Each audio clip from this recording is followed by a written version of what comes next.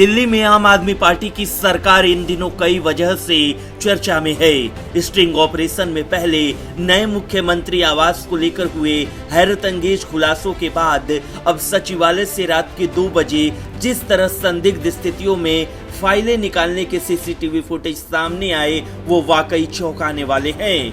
उधर सर्विसेज के विवाद में सुप्रीम कोर्ट का साथ मिलने के बाद जिस तरह खुद मुख्यमंत्री अरविंद केजरीवाल अधिकारियों को धमकाने में लगे हैं, उससे नौकरशाही में हड़कंप है। केजरीवाल सरकार के इस रवैये से अधिकारी डरे सहमे हैं। इस बीच सर्विसेज मिनिस्टर सौरभ भारद्वाज के व्यवहार पर कई गंभीर सवाल उठने लगे हैं। एक आईएएस ऑफिसर किन्ने सिंह ने आरोप लगाते हुए कहा है कि इसी महीने सौरभ भारद्वाज ने एक मीटिंग में उनके साथ बहुत गलत व्यवहार किया। यहां तक कि उनकी पूरी बातचीत धमकी भरे अंदाज में थी। किन्ने सिंह ने अब दिल्ली सरकार के मुख्य सचिव को चिट्ठी लिखकर साफ कह दिया है कि अब वो सौरभ भारद्वाज की पर्सनल मीटिंग में नहीं जाएंगी। उन्होंने कहा कि बिना पर्याप्त सुरक्षा बंदोबस्त और मंत्री की तरफ से उचित व्यवहार सुनिश्चित हुए बिना उनके लिए पर्सनल मीटिंग में शामिल हो पाना संभव नहीं होगा। उधर आम आदमी पार्टी ने आईएएस किन्ने सिंह के आरोपों को पूरी तरह झूठा बताते हुए दावा किया है कि अधिकारियों पर दबाव है कि वो दिल्ली सरकार के मंत्रियों पर इस तरह के झूठे आरोप लगाए। पार्टी ने एक बयान में कहा, ये बीजेपी की घटिया राजनीति है। आपने भारत के इतिहास में कभी ऐसी बात सुनी है? सौरभ भारद्वाज बहुत नेक इंसान हैं। वो अपने विरोधियों के प्रति भी विनम्र रहने वाले व्यक्ति हैं। इसमें कोई दो राय नहीं है कि अधिकारी बीजेपी के दबाव में इस तरह की शिकायतें कर रहे हैं। पार्टी ने अपने बयान में कहा, जिस दिन से सर्विसेज प्रदेश सरकार के अधीन आया, हम चाहते तो उसी दिन से इन्हीं अधिकारियों से मुख्य सचिव, एलजी और बीजेपी नेताओं के खिलाफ शिकायतें करवा सकते थे, लेकिन हम ऐसी घटिया राजनीति नहीं करते हैं। हालांकि आपके मंत्री और नेताओं पर किन्ने सिंह आरोप लगाने वाली पहली अधिकारी नहीं है। इसी तरह के आरोप कई अन्य अधिकारियों ने भी लगाए हैं। सभी ने अलग अलग घटनाओं का जिक्र करते हुए केंद्रीय गृह मंत्री, दिल्ली के उपराज्यपाल और चीफ सेक्रेटरी को शिकायतें की हैं। वहीं अब किन्ने सिंह की शिकायत के बाद सौरभ भारद्वाज की मुश्किलें बढ़ सकती है। ब्यूरो रिपोर्ट, न्यूज़ चौक। दिल्ली में आम आदमी पार्टी की सरकार लगातार विवादों में फंसती जा रही। केजरीवाल के सभी दावे अब झूठे साबित हो रहे हैं। सरकार काम धाम छोड़कर सिर्फ घोटालों में फंसी है। हाल ही में सचिवालय स्थित विजिलेंस के स्पेशल सेक्रेटरी के दफ्तर और रिकॉर्ड रूम में गोपनीय फाइलों के साथ छेड़छाड़ हुई थी। अब इसको लेकर मुकदमा दर्ज कर लिया गया, लेकिन हैरानी की बात यह है कि मुकदमा दर्ज होने को लेकर दिल्ली के सर्विस मंत्री सौरभ भारद्वाज ने अज्ञात के खिलाफ एफआईआर दर्ज करने को लेकर सवाल उठाए हैं। मतलब आप समझ सकते हैं कि दाल में कुछ काला है। आगे की बात यह है कि दिल्ली पुलिस ने विजिलेंस डिपार्टमेंट के स्पेशल सेक्रेटरी राजशेखर की शिकायत पर एफआईआर दर्ज की है। मामले की जांच शुरू कर दी गई है। जल्द ही इसका खुलासा किया जाएगा कि किसने फाइलों के साथ छेड़छाड़ की। दिल्ली पुलिस का कहना है कि अज्ञात के खिलाफ मुकदमा दर्ज किया गया। दरअसल विजिलेंस डिपार्टमेंट के स्पेशल सेक्रेटरी राजशेखर ने दिल्ली पुलिस चीफ सेक्रेटरी और गृह मंत्रालय को शिकायत देकर कहा था कि सर्विसेज मंत्री सौरभ भारद्वाज ने झूठी शिकायत पर उन्हें काम से हटाया था। राजशेखर ने अपनी शिकायत में कई गंभीर आरोप लगाए हैं।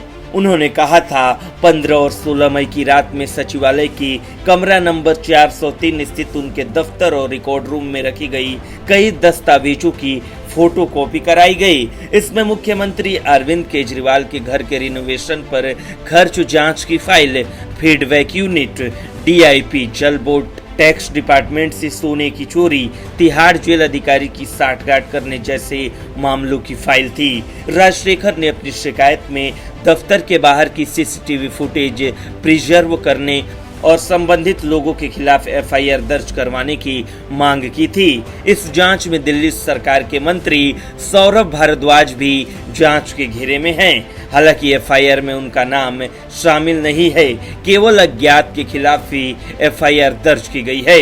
वहीं एफआईआर दर्ज होने को लेकर भारद्वाज ने कहा कि विजिलेंस डिपार्टमेंट के सचिव सुधीर कुमार की नियुक्ति एलजी ने की थी, न कि हमने। उन्होंने 16 मई 2023 को मुख्य सचिव नरेश कुमार को स्पष्ट रूप से लिखा था कि उनके निर्देश पर शैडो फाइलें बनाई गई। विभाग के मंत्री से इसका कोई लेना देना नहीं है, तो फिर अज्ञात के खिलाफ झूठी एफआईआर क्यों की गई? हालांकि सौरभ भारद्वाज भले ही जांच और एफआईआर पर सवाल उठा रहे हैं, लेकिन आने वाले दिनों में मामले को लेकर कुछ और बड़ा खुलासा हो सकता है। ब्यूरो रिपोर्ट, न्यूज़ चौक। देश और महाराष्ट्र की सियासत में उद्धव ठाकरे गुट के सांसद संजय राउत एक चर्चित नाम है। राउत के बयान अक्सर सुर्खियों में बनते हैं। फिलहाल संजय राउत अपनी एक हरकत की वजह से चर्चा में हैं। अब आप सोच रहे होंगे कि आखिर संजय राउत ने ऐसी कौन सी हरकत कर दी। दरअसल शुक्रवार को संजय राउत रोज की तरह एक प्रेस कॉन्फ्रेंस को संबोधित कर रहे थे। इसी दौरान एक रिपोर्टर ने उनसे मुख्यमंत्री एकनाथ शिंदे के बेटे और सांसद श्रीकांत शिंदे के बारे में सवाल पूछ लिया। सवाल सुनते ही संजय राउत ने ऐसी हरकत की जिसने उन्हें विवादों में लाकर खड़ा कर दिया। संजय राउत ने सवाल का जवाब देने से पहले जमीन पर थूक दिया, जिसके बाद से महाराष्ट्र में एकनाथ शिंदे गुट के समर्थक संजय राउत के खिलाफ विरोध प्रदर्शन कर रहे हैं। राजनीति में एक दूसरे पर आरोप प्रत्यारोप करना आम बात है। अक्सर अपने प्रतिद्वंदी पर निशाना साधने के लिए तल्ख तेवर भी दिखाए जाते हैं। हालांकि राजनीति में हर नेता से मर्यादा का पालन करने की अपेक्षा की जाती है, लेकिन महाराष्ट्र में ये मर्यादा अब टूटती हुई नजर आ रही है। संजय राउत की एक ओछी हरकत ने मर्यादा की सीमा को तोड़ दिया। हैरत की बात यह है कि राउत को अपनी हरकत पर कोई पछतावा भी नहीं है। उन्होंने उल्टा पत्रकारों से ही पूछ लिया है कि क्या थूकने पर कोई पाबंदी है। अगर ऐसा है तो फिर सरकार को एक अध्यादेश निकालना चाहिए। संजय राउत ने कहा, मेरी जीभ को तकलीफ हुई थी, जीभ दांत के नीचे आ गई थी, इसलिए थूक दिया। संजय राउत यही नहीं रुके, उन्होंने कहा कि विरोध दर्शाने के लिए थूकना महाराष्ट्र की संस्कृति है। राउत ने कहा कि वीर सावरकर को एक बार कोर्ट में लाया गया था। वहां उन्होंने देखा कि उनकी जानकारी देने वाला एक गद्दार वहां कोने में खड़ा था। उसको देखकर वीर सावरकर ने भी थूका था। संजय राउत ने कहा कि जब मैंने शिवसेना और बाला साहेब से गद्दारी करने वाले बेईमानों के नाम सुने तो मेरी जीभ दांत के नीचे आ गई और मुझे थूकना पड़ा। मैंने किसी राजनेता का नाम सुनकर ऐसी हरकत नहीं की है।